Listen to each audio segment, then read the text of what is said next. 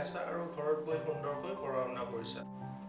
আজি মই তোমালোকৰ লগত আলোচনা কৰিম দশমমান শ্ৰেণীৰ ইংৰাজী পাঠ্যপুথিৰ অন্তৰ্গত a tiger in the zoo নামৰ কবিতাটো। এই কবিতাটো লিখিছে ৱেলছৰ কবি লেছলি নৰিছ।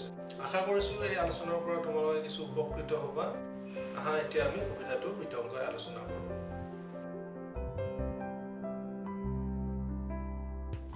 ছাত্ৰ ছাত্ৰীসকল, এতিয়া এই ছবিখনলৈ ভালদৰে মন কৰাচোন। এই ছবিখনত কি দেখিছা? এই ছবিখনত কিবা বিভিন্নতা দেখা পাইছা নেকি? তোমালোকে অলপ ভাবি চোৱাচোন।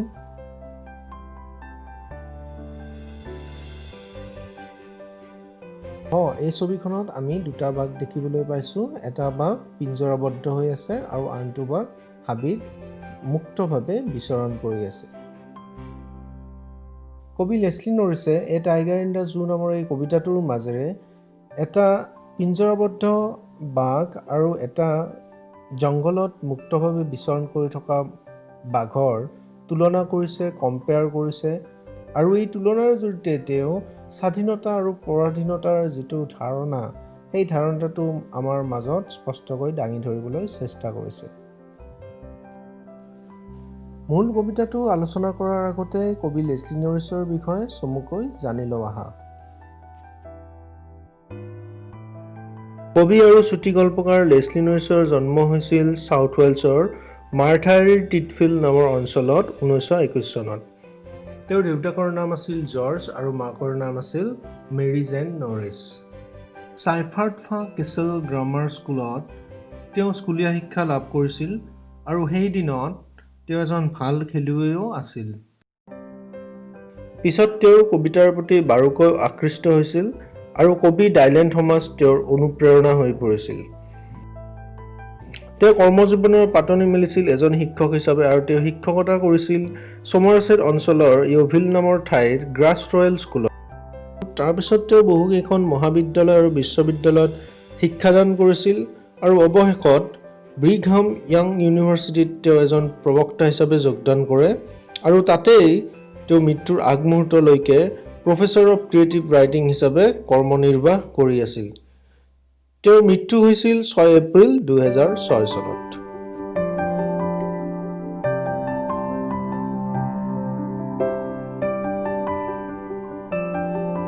2006 চনৰ 24 জুন তাৰিখৰ দি টাইমছ আলোচনীত লেছলি নৰিছৰ কাব্যকৃতি সম্বন্ধে এনেকুৱা মন্তব্য প্ৰকাশ পাইছিল। Norris wrote as an outsider on the fringes of disturbing worlds, war and childhood. তাৰপিছত ৱৰ্ল্ড লিটাৰেচাৰ টুডে নামৰ জাৰ্নেলখনত ডেভিড লয়ডে লেছলি নৰিছৰ কবিতা সম্বন্ধত এনেকুৱাকৈ মন্তব্য প্ৰকাশ কৰিছিল। Norris's poems are typically densely textured and carefully patterned, relying on imagery drawn from the natural world.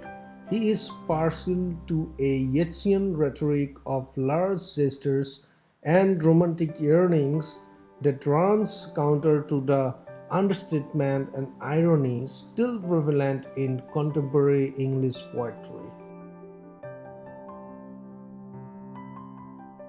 ছাত্ৰ ছাত্ৰীসকল, এতিয়া আমি চাই লওঁ যে ৱেলছ ঠাইখন মানচিত্ৰৰ ক'ত অৱস্থিত। এই ৰঙা চিনৰ ভিতৰত থকা দেশখনেই হৈছে ৱেলছ আৰু ই গ্ৰেট ব্ৰিটেইনৰ অন্তৰ্গত, অৰ্থাৎ ব্ৰিটিছ যুক্তৰাষ্ট্ৰ, যাক আমি UK বুলি কওঁ, ইউনাইটেড কিংডম। ইউনাইটেড কিংডমৰ অধীনৰ এখন দেশ হৈছে Wales.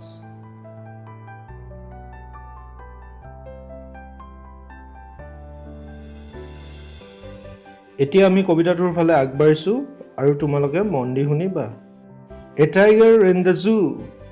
He stalks in his vivid stripes the few steps of his cage, on the paths of velvet quiet in his quiet race.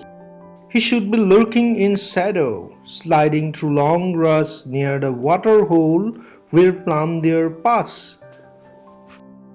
He should be snarling around houses at the jungle's edge, baring his white fangs, his claws, terrorizing the village. But he's locked in a concrete shell, his strength behind bars, stalking the length of his cage, ignoring visitors. He hears the last voice at night, the patrolling cars, and stares with his brilliant eyes At the brilliant stars, Leslie Norris. এতিয়া কবিতাটো আমি অসমীয়াত আলোচনা কৰিম A Tiger in the Zoo. This poem contrasts a tiger in the zoo with the tiger in its natural habitat. এই কবিতাটোত এটা চিৰিয়াখানাত থকা বাঘক প্ৰাকৃতিক অৱস্থাত থকা বাঘ এটাৰ লগত তুলনা কৰা হৈছে। The poem moves from the zoo to the jungle and back again to the zoo. এই কবিতাটো চিৰিয়াখানাৰ আৰম্ভ হৈছে আৰু চিৰিয়াখানাৰ পৰা ইয়াৰ কাহিনীভাগ জংগললৈ গতি কৰিছে, আকৌ পিছত এই জংগলৰ পৰা চিৰিয়াখানালৈ কাহিনীটো উভতি আহিছে আৰু তাত কবিতাটোৰ সামৰণি পৰিছে। ওপৰুৱাভাৱে কথাখিনি সৰল যেন লাগিলেও কিন্তু ইমান সৰল নহয়, ইয়াত এটা গূঢ় অৰ্থ লুকাই আছে। যে আমি ইয়াত দুটা বাঘ পাইছোঁ, এটা হ'ল চিৰিয়াখানাত থকা বাঘ আৰু আনটো হৈছে প্ৰাকৃতিক অৱস্থাত থকা বাঘ। প্ৰাকৃতিক অৱস্থাত বাঘ ক'ত থাকে? জংগলত, অৰ্থাৎ জংগলত থকা বাঘ এটা আৰু চিৰিয়াখানাত থকা বাঘ এটা। এতিয়া জংগলত থকা বাঘ আৰু চিৰিয়াখানাত থকা বাঘৰ মাজত বহুখিনি পাৰ্থক্য দেখা যায়। ছাত্ৰ ছাত্ৰীসকল, তোমালোকে এইটো জানি আচৰিত হ'বা যে যদি কোনো এটা প্ৰাণী চিৰিয়াখানাত বহু বছৰ ধৰি বন্দী কৰি ৰখা হয়, তেনেহ'লে তাৰ প্ৰবৃত্তিৰ বহুখিনি পৰিৱৰ্তন হয়। এটা বাঘ বহু বছৰ ধৰি চিৰিয়াখানাত বন্দী কৰি থোৱাৰ ফলত তাৰ চিকাৰ কৰা বা অন্যান্য জন্মগত প্ৰবৃত্তিৰ পৰিৱৰ্তন লক্ষ্য কৰা যায়। বনত থকা বাঘটোৰ তুলনাত চিৰিয়াখানাৰ বাঘটোৰ কোনো স্বাধীনতা নাথাকে আৰু তেনে পৰাধীন অৱস্থাত এই বাঘটোৰ অতিকৈ হিংস্ৰ হৈ পৰা দেখা যায়।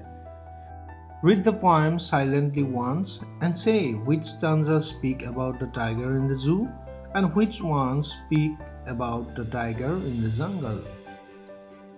তোমালোকে এই কবিতাটো মন দি পঢ়া আৰু লক্ষ্য কৰা কোনবোৰ দফাই বনত থকা বাঘটোৰ কথা উল্লেখ কৰিছে আৰু কোনবোৰ দফাই চিৰিয়াখানাত থকা পিঞ্জৰাবদ্ধ বাঘটোৰ কথা উল্লেখ কৰিছে। বোলা এতিয়া কবিতাটো অসমীয়াত বুজিবলৈ চেষ্টা কৰোঁ। He stalks in his vivid stripes the few steps of his cage on the page of velvet quiet in his quiet rage. তাৰ ভেলভেটৰ দৰে কোমল তলুৱাৰে দেহৰ উজ্জ্বল চিহ্নবোৰৰ সৈতে পিঞ্জৰাৰ ভিতৰত সি শান্ত খঙেৰে খোজ কাঢ়ে। He should be lurking in shadow, sliding through long grass near the water hole where plum deer pass. সি চাত লুকাই থকা উচিত, খালটোৰ কাষৰ দীঘল ঘাঁহনিৰ মাজেৰে চুচুৰি যোৱা উচিত, যি দিশেৰে তজবজীয়া হৰিণীবোৰ পাৰ হৈ যায়। He should be snarling around houses at the jungle's edge, bearing his white fangs, his claws, terrorizing the village. সি হাবিৰ কাষৰ ঘৰবোৰৰ চাৰিওফালে গৰ্জন কৰি বগা দাঁত আৰু পঞ্জাবোৰ দেখুৱাই গাঁওবাসীক ভয় দেখুওৱা উচিত। But he is locked in a concrete cell, his strength behind bars, stalking the length of his cage, ignoring visitors. কিন্তু সি পক্ষী কোঠাত বন্দী, তাৰ শক্তি পিঞ্জৰাবদ্ধ, পিঞ্জৰাৰ ভিতৰতে খোজকাঢ়ি সি দৰ্শকক অৱজ্ঞা কৰে। He hears the last voice at night, the patrolling curs, and stares with his brilliant eyes at the brilliant stars. সি সেই শব্দটো ৰাতি শুনে, তদাৰককাৰী বাহনৰ শব্দ, আৰু তাৰ উজ্জ্বল চকুৰে উজ্জ্বল তৰাবোৰলৈ সি লাগি চায়। কবি লেছলি নৰিছে চিৰিয়াখানাত থকা এটা পিঞ্জৰাবদ্ধ বাঘ আৰু এটা বনৰ মুক্ত বাঘৰ চিত্ৰকল্প প্ৰস্তুত কৰি সেই চিত্ৰকল্পৰ মাজেৰে স্বাধীনতা আৰু পৰাধীনতাৰ ধাৰণাটোৰ এক সুস্পষ্ট ব্যাখ্যা দাঙি ধৰাত সফল হোৱা বুলি ক'ব পাৰি। চিৰিয়াখানাত থকা বাঘটোৰ থকা খোৱাৰ কোনো সমস্যা নাই, অথচ ই এক শান্ত খঙৰ উদ্গীৰণ কৰিছে। এই শান্ত খং অৰ্থাৎ কোৱাইট ৰেজে এটা পৰাধীন জাতিৰ ক্ষোভৰ জুইক প্ৰতীকাত্মকভাৱে প্ৰকাশ কৰিছে। আনহাতে বনত থকা বাঘটোৱে প্ৰতীকী ৰূপত এটা জাতিৰ স্বাভিমান, শৌৰ্য, বীৰ্য আৰু গৰিমাক সুন্দৰকৈ প্ৰকাশ কৰিছে। আকৌ কবিতাটোৰ শেষ ষ্টাঞ্জাত ব্ৰিলিয়েণ্ট আইজ আৰু ব্ৰিলিয়েণ্ট ষ্টাৰ্ছৰ জৰিয়তে কবিয়ে বন্দী বাক্তৰ চকুত যেন মুক্ত হোৱাৰ হাবিয়াস দেখা পাইছে আৰু স্বাধীনপ্ৰিয় মনৰ সেই আশাক কেন্দ্ৰীভূতভাৱে প্ৰতীকী ৰূপত প্ৰকাশ কৰিছে মুক্ত আকাশৰ সেই উজ্জ্বল তৰাবোৰৰ মাজেৰে। গতিকে এইখিনিয়ে হ'ব কবিতাটোৰ সংক্ষিপ্ত ভাৱাৰ্থ। এই কবিতাটো তোমালোকৰ পাঠ্যপুথিত নেলছন মেণ্ডেলাৰ পাত্ৰৰ পৰিপূৰক হিচাপে প্ৰদান কৰা হৈছে। লেছলি নৰিছে খুব সুন্দৰকৈ কবিতাটোৰ মাজেৰে পৰাধীনতাৰ লাঞ্ছনাক প্ৰকাশ কৰাত সফল হৈছে। এতিয়া পৰীক্ষাত আহিব পৰা কেইটামান সাধাৰণ প্ৰশ্ন উত্তৰলৈ লক্ষ্য কৰা যাওক।